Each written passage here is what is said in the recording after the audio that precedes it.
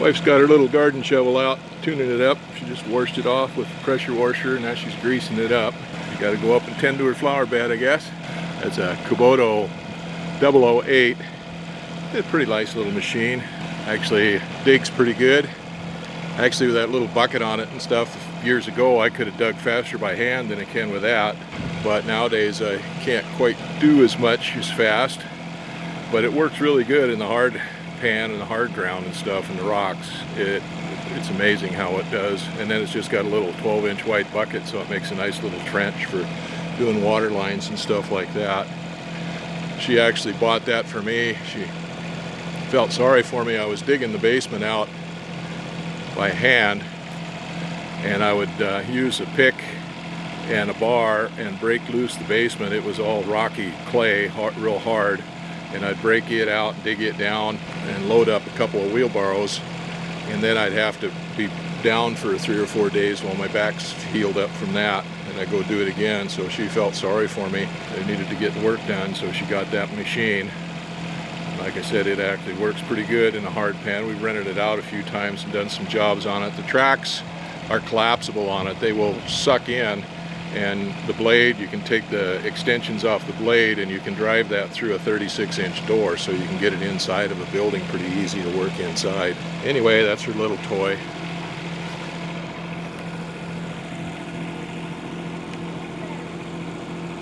I got a nice new yellow cedar log on the mill. That thing is really pretty where I cut the end of it off there. That was a 17 foot log, and I cut it off to 10 feet. I want to make 4x6s, and the 4x6s are 5 foot long. The way they were talking about, they wanted all 10 footers, and I didn't have enough logs for that, but when they come up with the measurement, they were 5 feet. So if I make some of them 10 footers and some of them 6 footers or whatever, 8 footers, then that'll work out a lot better. So anyway, that's a pretty nice log on there.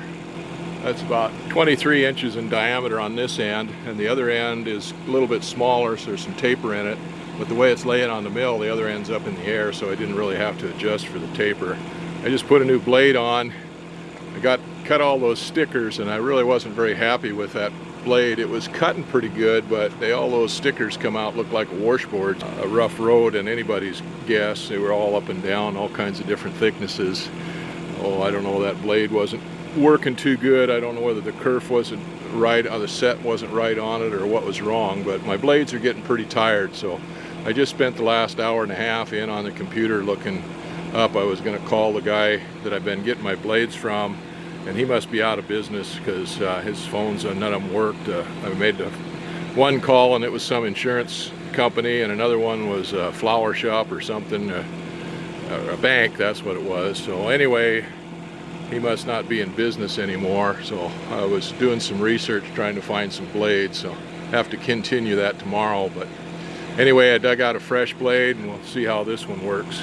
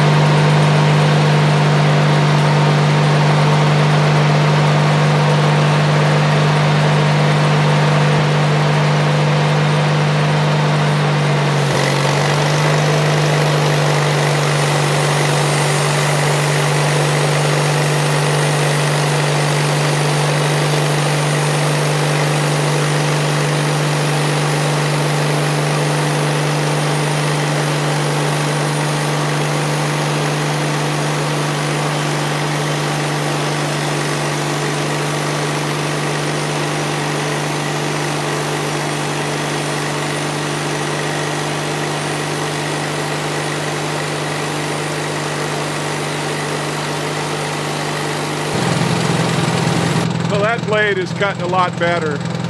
Well, I cut that slab off of there fairly thin, like I usually do, and I got an inch wide board out of that. It's a pretty nice inch wide flitch. So we'll roll that over and just keep whittling it down until we make cans that we can make 4x6s out of. So my wife ran out of grease in the grease gun, so I got to help her out. So I'm getting this log broke down. I had my son help me roll it over yesterday to make the second face cut on it. And then I took one flitch off of it, or one slab off of it, and then another 1-inch flitch off of that. And I rolled it over again, and I took the slab off of that third face. It was 15 inches there where I got done, where I took that slab off of there. So I got 2 more 1-inch flitches off of there. So I got it down to 13 inches. Then I went down to 6 7/8 and made a cut through it, and that gave me a 6-inch cant there on that top one. And that bottom one is 6 7/8, but it's got some wane on the other side of it. So I'm going to take the 2 flitches off and put those away. Then I'll take that cant off of there and get it out of the way, roll that other cant over 180 degrees and take a 7/8 inch cut off of it, or cut it down to 6 inches. And then I'll take those 2 6-inch cants and cut them into 4-inch slabs or pieces. So I got 4x6s.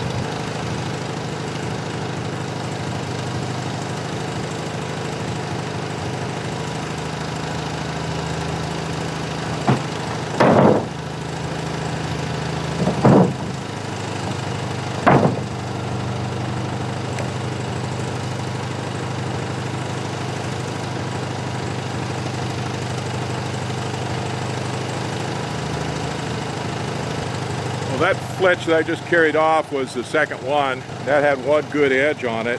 The other edge had wane on it, but it was 15 inches wide. Actually a little more than that if you count the wane. Pretty nice board.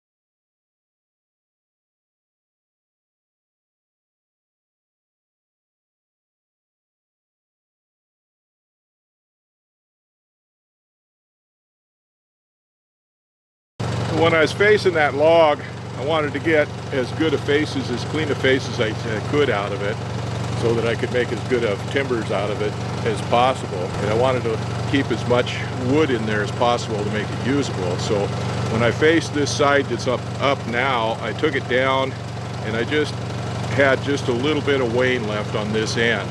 Now that would have been acceptable. I could have lost that one timber that came out of that side, but I still would have got a good timber out of the other side. But once I got the log flipped over and stuff, I could see I was only going to get 12 inches out of that. So I went ahead and whittled it down the way I did. I took the face cut off of the other side, the opposite side of this one, and then I took 2 1-inch planks off of that. I still had 13 inches left on the cant then. So I went down 6 1/8 inch, which compensates for the kerf of the bandsaw blade and gives me a true 6-inch cant there.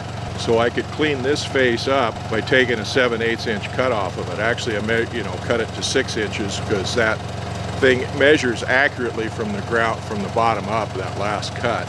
So anyway, now I've got 2 6x cants there and a 7/8 inch plank off of that. I'll put that away, and then I'll tip those 2, if I can get that cant back up there, I'll put those 2 cants up there, set them up on edge, and then cut 4x's out of them. I think I'll put a new blade on there just to make sure I get nice square cuts.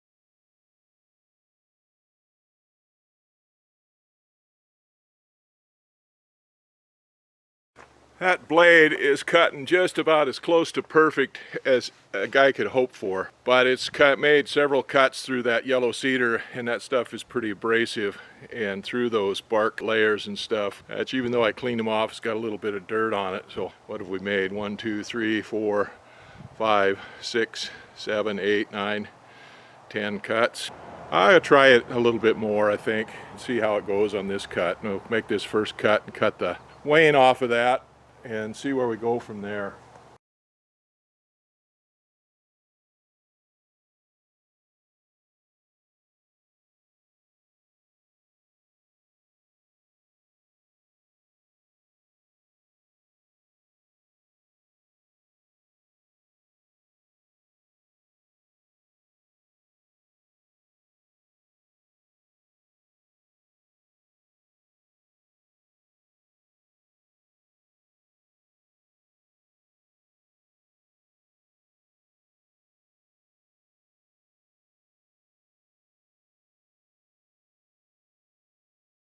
Well, I had 18 inches deep on those cants. I tried to make my first cut at 16 and tried to make it at 16 and a half so I could compensate for the blade curve on each one of those cuts.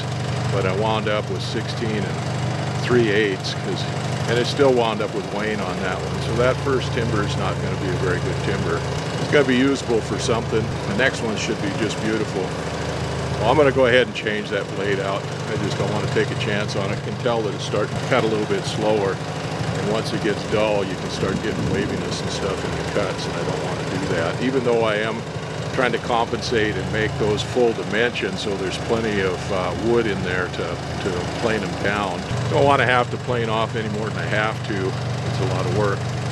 So anyway, I'm going to change the blade, and it's probably about time to gas the machine up. So I'll let it cool off a little bit here, and I'll dump some gas in there and then change the blade. And we'll start all over again.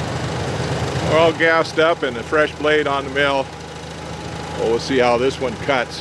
If it cuts as good as that other one did, I'll be really happy. I'm down to my last sharpened blades. I've got one more sharpened blade on the rack. So we're running down. It's time for the weather to change and it start raining so I can work inside and sharpen some blades. Well, I was running out of blades, so I spent the last couple of days researching. I tried calling the guy I usually have been getting blades from for the last 20 years, and of course I don't know whether he's retired or hopefully he's just retired, but anyway, he sold out. His phone numbers and stuff were all disconnected, so I called the main company and talked to them, and they referred me to some folks that bought him out, so I finally got a hold of them today, and they didn't have the blades that I wanted. I've been using 1 1/4" blades, which are 1 1/4" wide, 3/4 inch pitch, which is 3/4 of an inch between the tips of each tooth, and they didn't have any of those in stock. They only had 7/8 inch pitch, 7/8 inch between each tooth. Last ones I bought had a bunch of them like that. I wasn't really that impressed with them, but the worst thing about them is I don't have a cam to sharpen those with on my sharpener. So I was calling the company today to try to see if I could get a cam for those 7/8 inch blades. That's a whole nother can of worms. Anyway, I wasted half the day today researching all that and still didn't get it set up, but I had to find the right gullet depth for the teeth. So I went in and dug out the blades to measure the gullet depth and the tooth shape.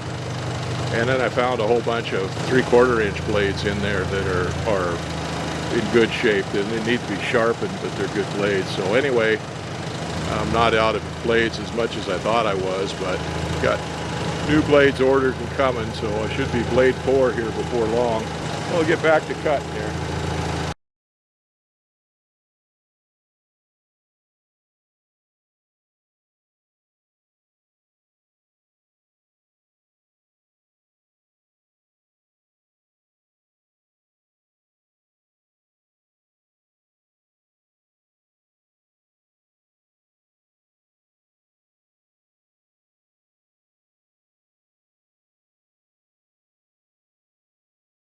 Well, that blade cut through those like butter, just as straight as it could be.